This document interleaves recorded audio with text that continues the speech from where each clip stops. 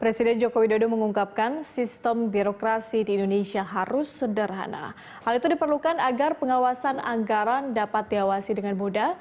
Selain itu, gerakan budaya anti korupsi di masyarakat harus makin dimasifkan. Reformasi birokrasi harus terus kita lakukan. Organisasi birokrasi yang terlalu banyak jenjang dan terlalu banyak divisi harus kita sederhanakan.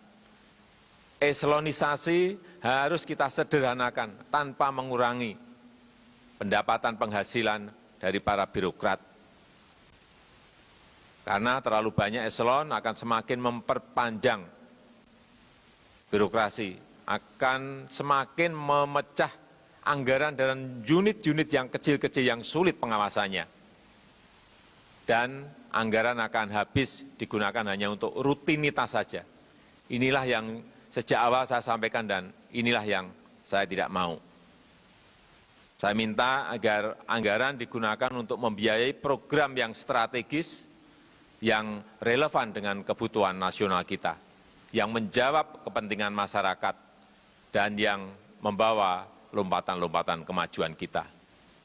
Reformasi birokrasi yang terkait dengan perizinan dan tata niaga harus memperoleh perhatian khusus. Tadi Bapak Ketua KPK sudah menyampaikan secara khusus mengenai ini dan sudah masuk dalam program KPK yang berkepentingan terhadap perizinan. Itu bukan hanya pelaku usaha besar. Sekali lagi, yang berurusan dengan perizinan itu bukan hanya pelaku besar, tetapi juga pelaku usaha mikro, usaha kecil, usaha menengah yang jumlahnya lebih dari 60 juta. Gerakan budaya anti korupsi harus terus kita galakkan. Masyarakat harus tahu apa itu korupsi. Kita semua harus tahu apa itu gratifikasi.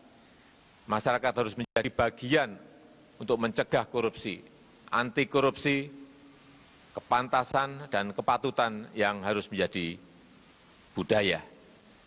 Takut melakukan korupsi bukan hanya terbangun atas ketakutan terhadap denda dan terhadap penjara.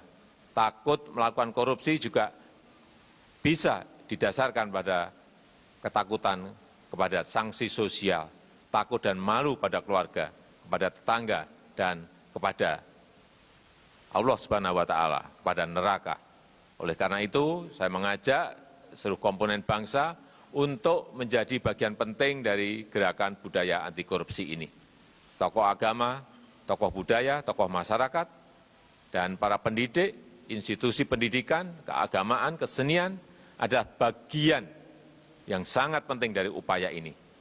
Dengan keteladanan kita semuanya, dengan perbaikan regulasi dan reformasi birokrasi, saya yakin insya Allah masyarakat akan menyambut baik gerakan budaya anti korupsi.